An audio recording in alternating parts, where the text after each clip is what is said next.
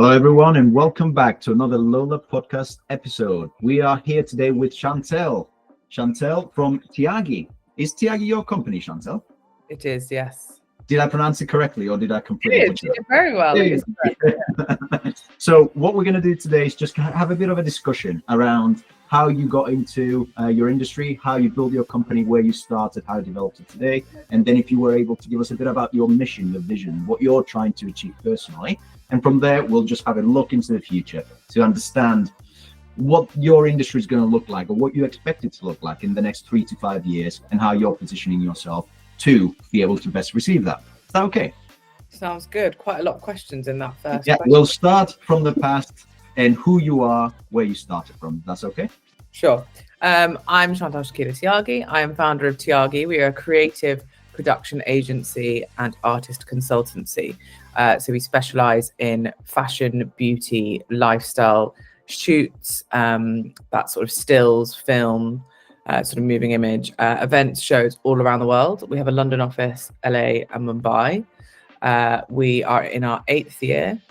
We also represent a small handful of artistic talent, so DOP, set designer, photographer, creative director. I actually studied theatre arts, so I thought I would be an actress and a singer, and quickly sort of turned into sort of fashion a long time ago. I started at MTV and then kind of worked around the fashion space in different roles. I took on a producer role at a boutique agency for about 5-6 years, but because it was so small, I learned everything. It was very intense. It meant I was doing 1,000 different jobs, but it was brilliant. It was the best training. My boss at the time is now a friend and a client. My agency sort of supports our artists as well, and I honestly owe a lot to her for taking a chance on me. I didn't know anything about the industry. So I'm very grateful for that. I didn't have any intentions to start a business. I actually thought I was going to go and be an actress again. But that's on the books. Maybe, you never know. I actually took a break and I was freelancing with brands like Net-a-Porter, and I obviously realized I had to make money somehow. And it kind of just built itself from there. I got a big break with a huge campaign for Balmain with Cara Delevingne, which was a worldwide campaign. And that was our first big job that really put us on the map. And then from there, it really evolved, and we sort of hired people and it grew, and we were kind of a business before we knew it. And then it was too late to not be a business and not employ people. So it was accidental, which I think is nice because I didn't have any expectations. It was quite blind, but also it means I was going in quite blind. Hadn't run a business before. I had my parents, so obviously, who set up their own business and are sort of self-made, and they were great for advice, but obviously not in this field. They were in a medical field. Back then, in terms of tech, I mean, it was only 8 years ago, so I wouldn't say it's exactly archaic, but the way systems were done, I mean, from a production point of view, we weren't buying any fancy equipment or software or anything. I mean, it was very much Excel sheets, and that's kind of. But surely you're creating a bit of a, you've got graphics to create. So how do Excel sheets help you with that? From the production side of things, so we creative production. We don't create the graphics side of things. We work pulling the whole vision together. So we work with key partners who we would outsource that area to. We are sort of the orchestrators, and we kind of conduct the orchestra and bring in X, Y, and Z. In terms of creating visuals, we obviously work with photographers, directors, DOPs very closely, and obviously there's technical software and stuff involved with being on set and making sure that the image is in focus, etc. Those things really developed over the years, of course, as cameras have, etc. So has retouch post software. But in terms of being a sort of management service, so to speak, it was pretty archaic. And I mean, to be fair, are we still pretty archaic? Maybe. I mean, tech hasn't been the hugest kind of focal point for the business. Only as we grew, I guess we're now coming into the present, as we've grown into, we started in London, now we're in LA and Mumbai, having to be across 3 different time zones, having to have 3 databases of LA teams, London teams, India teams, and not even just London. London supports the whole of Europe, LA supports the whole of America, Mumbai supports the whole of Asia. So we have contacts in almost every country, and Excel's not going to cut that. So we're sort of developing using software. Things like Monday is really brilliant and really helpful for us as a software. I think management, isn't it? Project management. Yeah, because there's so many different kind of elements. There is an element of that which is there's so much time to input and sort of issue out a task, have someone say yes, etc. Back in the day we were just using notes on our iPhone. So there is that element, but it's good to have that centralized. I do think for production there is, and maybe it's already out there and we don't know about it, but there is definitely a space to kind of combine what Monday is, but also combine what production does. We have production, we sort of have a production book that we set up sort of essentially actually on a Google Doc, because then we could share it within the whole team, across the world. Everyone can go in and edit, etc. And that is where all the information for a job goes. I mean, I'm sure there's something more sophisticated, but I think that between Monday, there is definitely a gap for something that can be a bit more personalized for creative production. That's interesting. How does your workflow go? What does it look like? Like from the moment you get a job through to breaking it down to the multiple teams, or depending on where in the world they are? Built on a production book. So each tab has a different area of who, in terms of workflow, so who is doing what in that job, etc. And everyone kind of feeds into that. Yes, that could be done on Monday, but because we're also dealing with clients externally, sometimes their in-house teams are also chiming in. They're not going to go and download Monday, or they don't need to learn a whole new software interface. So actually keeping something universal like the Google Doc or Excel is actually the best path, which is where I think the future of a software to enhance these things needs to think about. It almost needs to be an extension of something that's universal, because people don't want to learn a new interface. It's like, I mean, from a social perspective, people loved Facebook, and then we all had to learn about Instagram, and then now there's like, well, I'm not very TikToky, that's not really my era, but there's all these other things that you have to just learn how to use something else again. Do you know what I mean? I get that is tech, but I think universally that the creative industry, what we're doing, a lot of it is, I mean, I wouldn't say old fashioned. I think it's just, there's a heritage, there's a way things are done. People still shoot magazines and paper. Yes, there's this rise of Instagram and shooting for online, and there's AI. That's a whole other conversation that we'll lead into. But, I think people still want to hold a magazine, and that is important. So equally, our clients, we can't expect them to, be working across new software when we've got 5 days to put a shoot together. And actually that's quite interesting with the magazine, especially because you can think of newspapers and you're thinking newspapers, that's old fashioned, that's always for old men sat drinking their coffee in the morning, and that's what newspapers are. But when it comes to a magazine, and when it comes to fashion, and when it comes to this creative side of things, if you have a magazine that's printed out on paper versus a digital one, the paper one has value. It makes you feel like this is a special thing that people have worked on. If you see it just online, then he makes it cheap, essentially. It just feels like it's not premium. It's a gift. It's, you want to hold something. You want to have something on. I still have magazines that I first ever shot and produced, from, 17 years ago. And that is something I can hold. Yes, I can have an image in a file on my computer, but it's not the same. It's not real. Yeah. So in terms of where you are today, then you're doing all this management of different teams, from within your company, within London, within Mumbai, within LA. But actually, you also have to coordinate with a lot of other services that you need to pull in, depending on the project. How does that coordination happen? Because you've got the customer, like you said, but you also have the teams that need to work together to get it done, don't they? Yeah, I mean, a lot of that is the professional training of my team internally. A lot of that comes down to the people. Tech is great, it enhances life, it enhances everything, but you can't do anything without people. You can't do anything without a good team.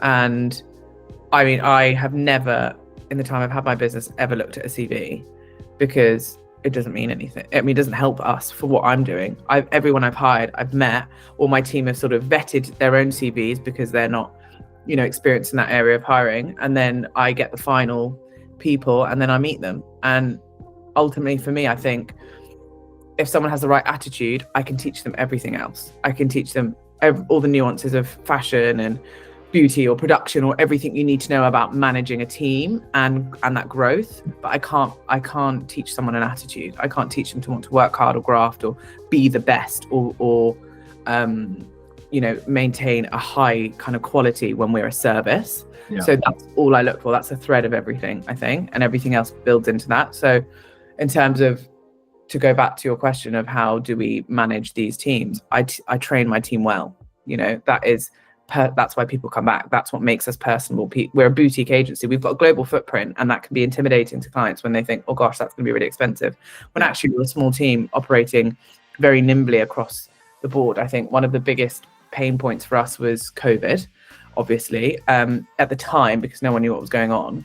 But our industry could continue working once we had these sort of COVID offices in place and we were still shooting, etc. And then actually a lot of people changed their minds of even wanting to be in the industry. A lot of people left London. A lot of people sold their businesses. Some businesses didn't survive. So for us, we weathered the storm. Yeah. And we came out better for that because we sort of soaked up the work that was around. And I think now, in terms of speaking just from London, we're definitely obviously very clearly in a cost of living crisis. Taxes are inflating. The budget just came out today, and I don't think I'm not looked at it yet. I'm not. Yeah. There's no real support for businesses. National insurances went up, which also is a pain in the neck for small to big businesses, because where are they going to get that money? So teams have to disappear.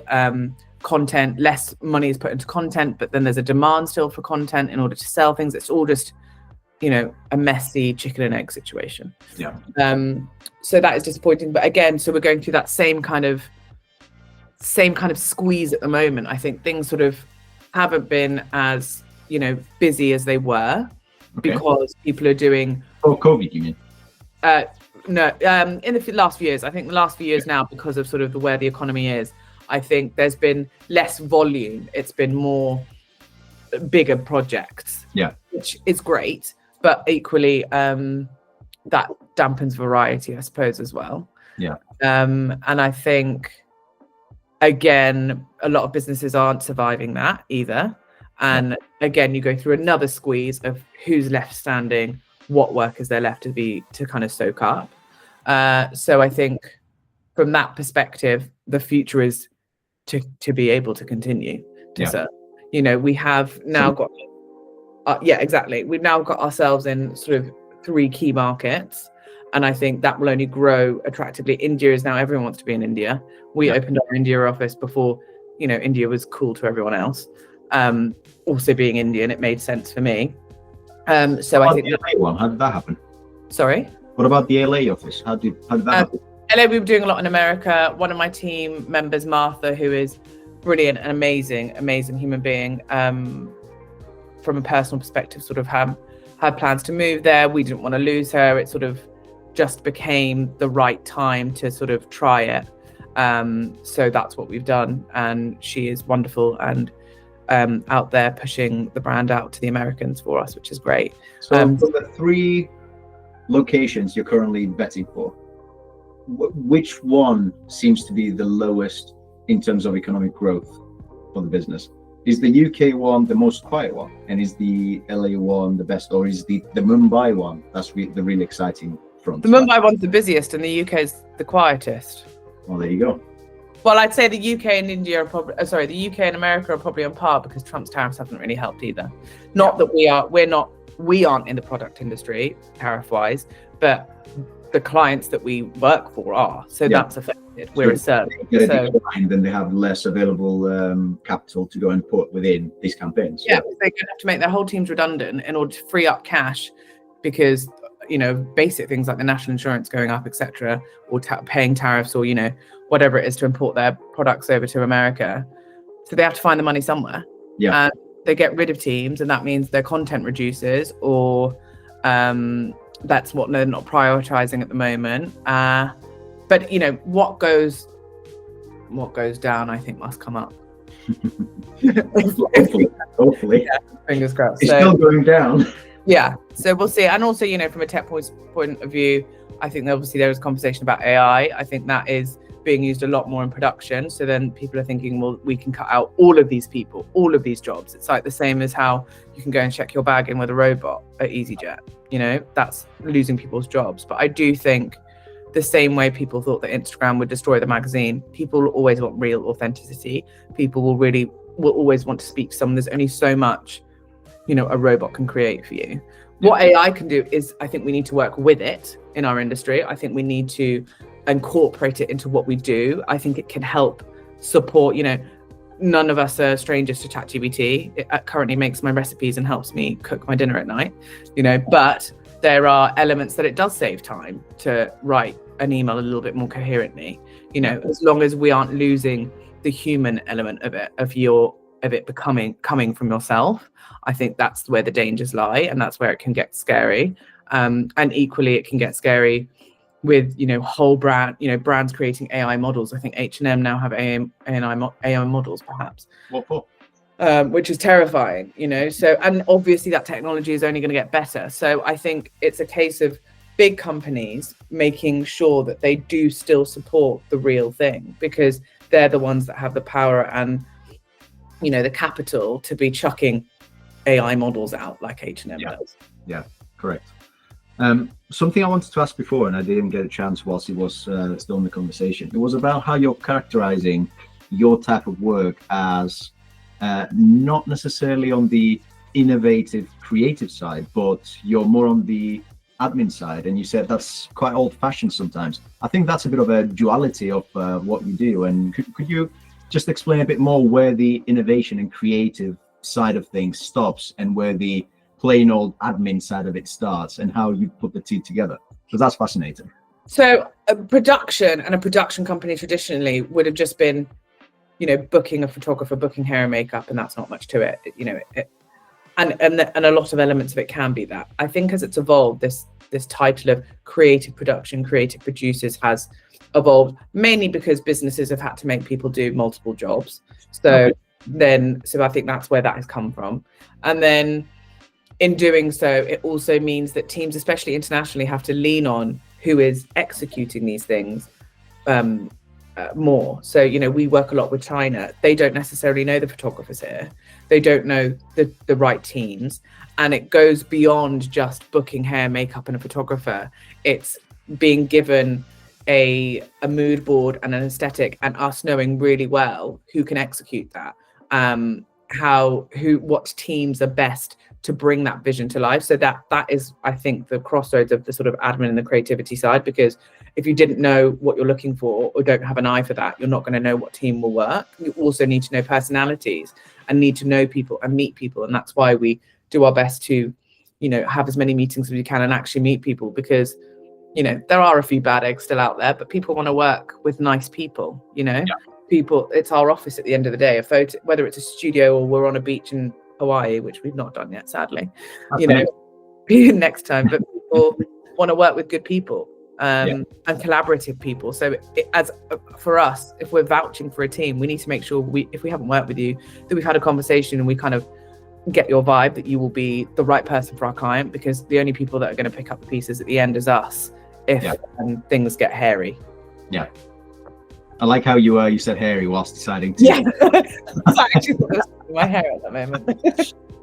So it does sound to me like your whole approach in everything you've been doing is around people. Even if they're coming up for an interview, or whether it's a collaborator within a project, or whether it's the customer themselves, you're really leaning on the human touch, on the ability to connect with that person that you're working with. Yeah, I think there's only so much technology can do.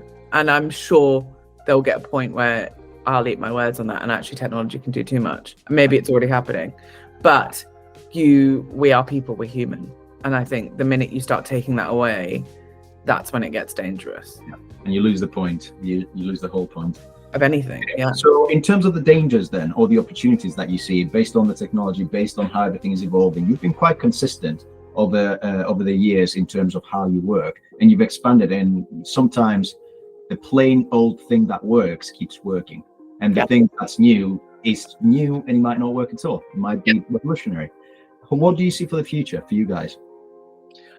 For us, I mean, I think our expansion in the regions that we are in, particularly Asia, is key. I think what we do and what we're starting to build traction with is creating stories and content across cultures and helping clients understand that and have the right voice and work with the right teams. It's all very well a brand coming into India and, you know, putting their stamp over everything, but actually you need to speak to the culture and to the people that are buying those products, and they're not necessarily going to buy a product that from someone that doesn't look like them, because they don't see themselves in that, you know. So that's where the diversity in campaigns come from models, etc. Like all of that stuff is really important, and actually to most and the majority of the industry should come second nature, but actually doesn't.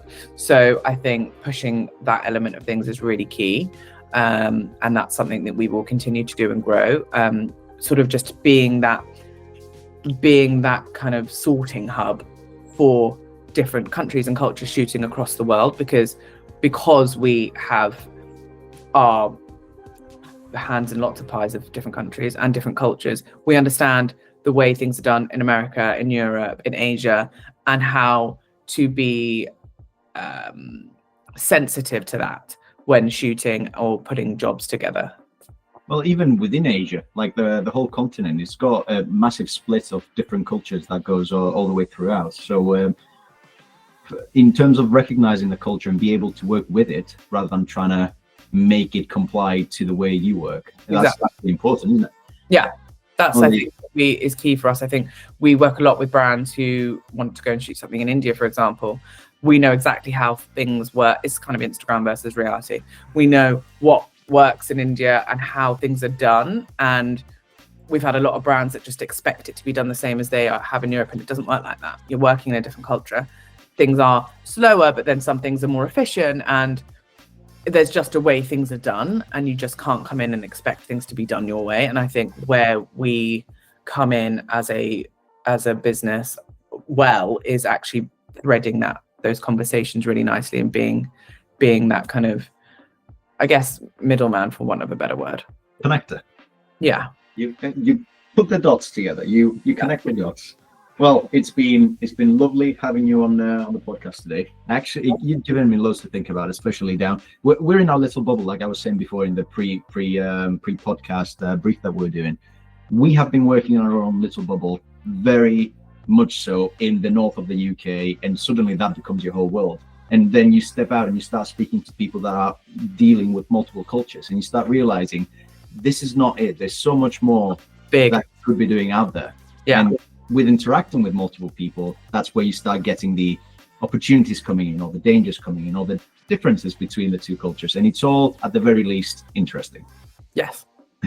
There you go. Thank you very much, Chantelle. Any last words, anything you'd like to put out? I've talked quite enough, but thank you for having me.